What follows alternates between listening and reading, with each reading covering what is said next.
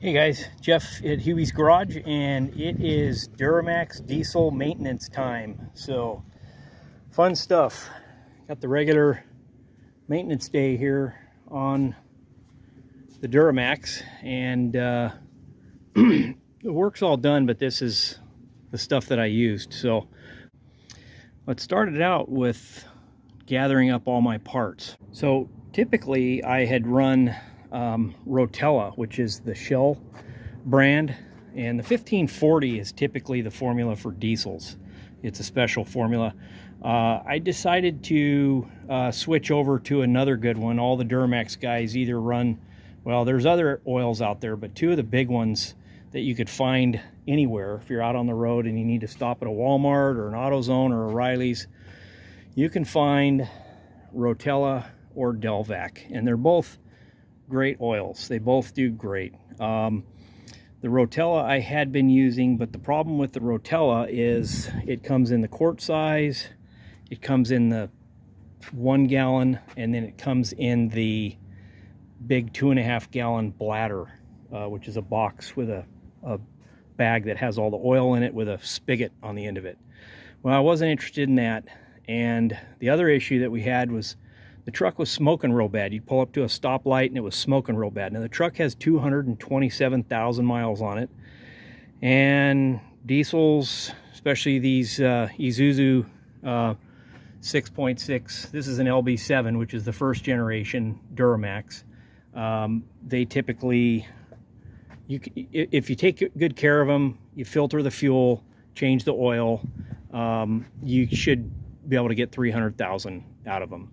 You know, I don't have any major modifications to this one, so I just make sure that I do maintenance at the regular intervals and just try to put the good stuff in it. So anyway, it seems like every time after I've done a real big heavy trip after towing, it's smoking real bad. Now I've done the injectors and hooked it up to the ECU and checked the injector balance. Everything looks good. I've run injector cleaner through there 2 or 3 times, and it was still smoking. So I went and opted for something that I had used in the past. I actually used this on one of my beat up old stock 1600 Volkswagen engines that I had for my 67 Bug, and this stuff was pretty amazing. I right off the get-go I noticed a difference, and we had a flat spot in the carburetor, so that every time off the line in first gear the card fall on your face and you hit your face on the steering wheel or windshield.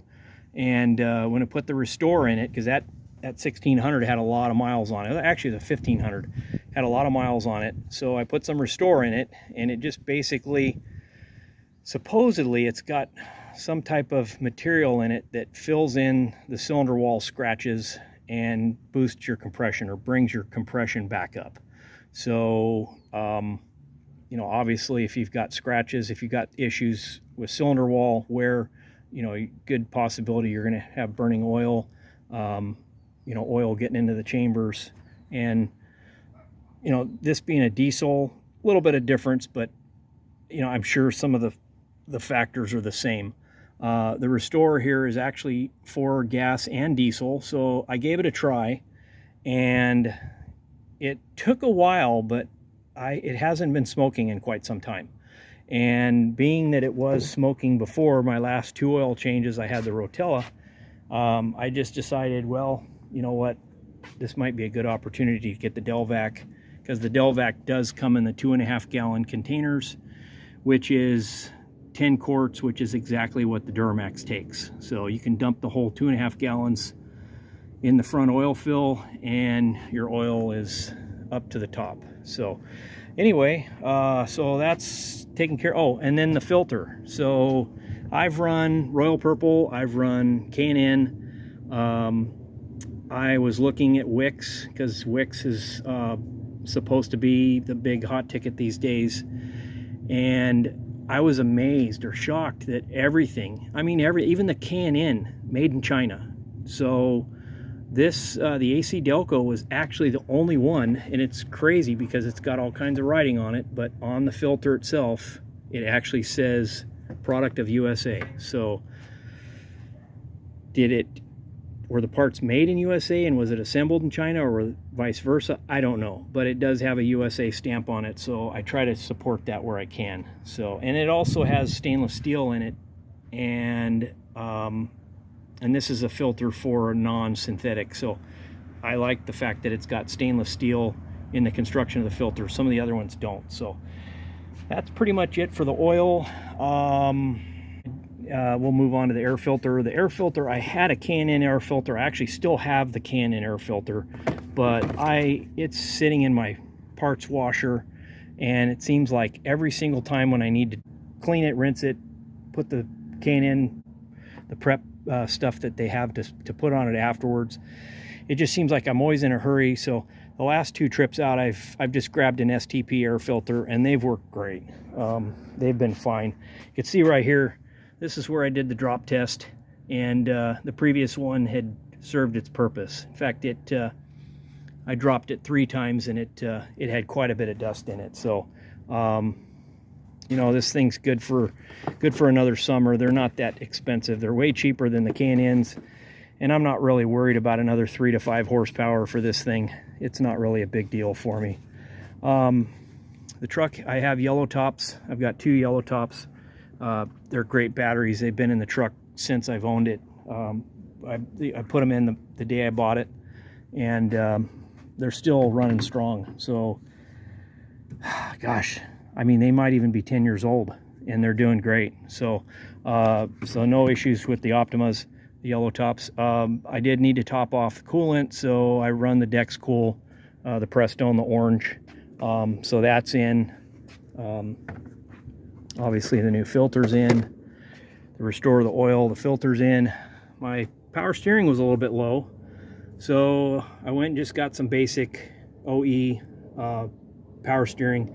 Some guys ran transmission fluid. Back in the day in the fire engines, we used to run 10-weight oil, but you just really can't find 10-weight oil anymore. This is basically like a clear, almost like a compressor oil is what this stuff is. It didn't take very much, so I'm not real worried about it. It's probably the first time I've ever put power steering fluid in this thing. So also I had a leak and a bad washer fluid pump. I had replaced that, and it's nice to have good washer fluid in there, you know, to take care of the windshield, and especially when you get out. I mean, I know I'm going to hit rain, stuff like that, and that was one of the other reasons why I bought new wiper blades, because the wiper blades were pretty crusty. California pretty much beats up rubber around here, so they were due, and so I got some wiper blades, and those are on now. And then just needed a smidge of brake fluid. This isn't actually the brake fluid I use. This is some that I'm throwing out because brake fluid that you've had sitting in your garage for a long time, you know, it's cheap stuff, and there's really no reason to keep this stuff for long periods of time. This stuff is probably fine.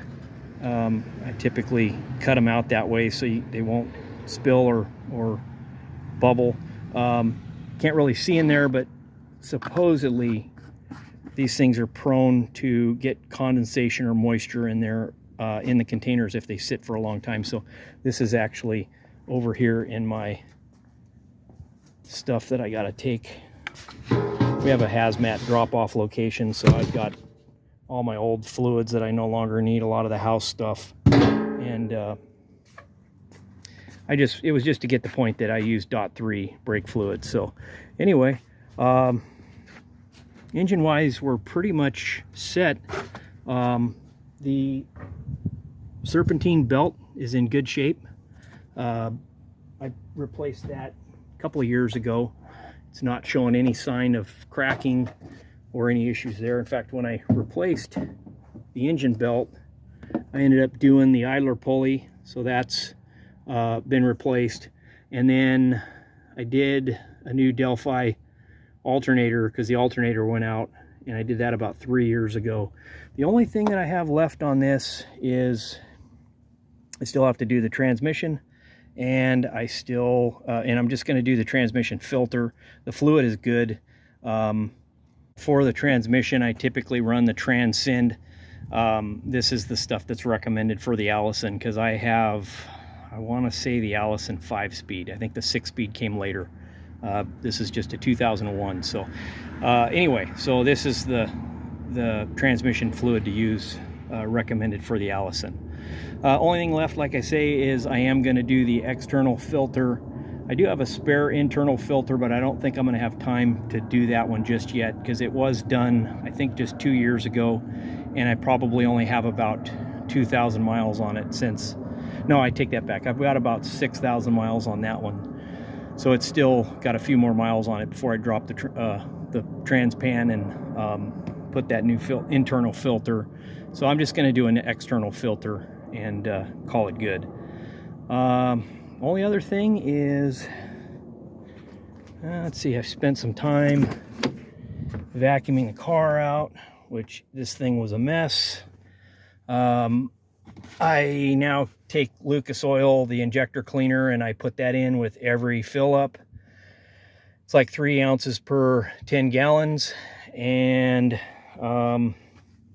so that it gets that every time.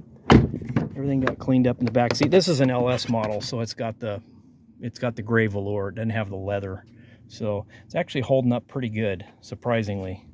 Let's see, we'll go around to the back. I know I've got a brake light that's out, and I've got to rotate the tires, and I got to inspect the brakes, because like I say, this thing's got 227,000 miles on it, and it has never had a brake job. So and the headliner was hanging around my head, so I had some 3N multi-purpose adhesive, and I sprayed it up inside the headliner that was hanging down. There's a little piece of it, I missed a spot, and got some adhesive up in there, and then used my little 99-cent store roller and kind of rolling everything out. And so far, so good. We'll see if the end of the summer, we'll see if it lasts a week. I know it'll last a lot better than the Gorilla Glue can that I used last. The 3M is a lot better, but I know I have to. I probably am going to have to set the oil message center back. I don't know if it threw that out there or not, but anyway, everything's looking good. Everything's ready. The tires are still new from they're still in good shape from last summer. I got some Michelin Defenders, some LTXs that were really, I'd used these before, they were great. But like I say, I'm just going to do a 4-tire rotation and crisscross them, and that's pretty much it, and it'll be ready. The other items I forgot to mention, and it's probably the most important for a diesel, is the fuel filter. So, fuel filters, K&N, Wix, whoever sells them, they are about 50 to 60 bucks. These right here, oh, and they only filter down to 10 microns. These right here are a little bit bigger, much cheaper, and they filter down to 2 microns. It just needs a little adapter, and you end up disconnecting the water separator wiring harness that's at the bottom of the filter. I have the kit on order, and it's supposedly coming in tomorrow, and these are some spare filters for the future. But they run a Caterpillar 1R750 or 0750, and these were, I believe they were 50 bucks for 2 of them. So you buy them in a 2-pack and they're even cheaper. So I'm switching that over. That's one thing I am modifying. So instead of 10 microns, I got 2 microns, and instead of paying double the cost, it's half the cost. So that's the modification that I'll be doing also. Here's the difference in the filter. So that's the K&N, the PF3000, which is the typical Duramax, at least for the LB7 anyway, the early ones. And we're going to convert over to the cat filter. One on the left filters to 10 microns. It's about 60 bucks at least. The one on the right filters to 2 microns, and it's about $23. Keep it maintained, keep good oil in it, keep filtering the fuel, and you know, it'll last a while. So anyway, all right guys, well, that's all I got. I know it's a little off subject. It's not a Tri Five, but you know, you got to get the Tri Fives around. You got to get them to the drags. You got to get them to, you know, you got to haul them places, and this is the hauler right now. So thanks for watching, guys. I appreciate it, and have a great weekend, guys.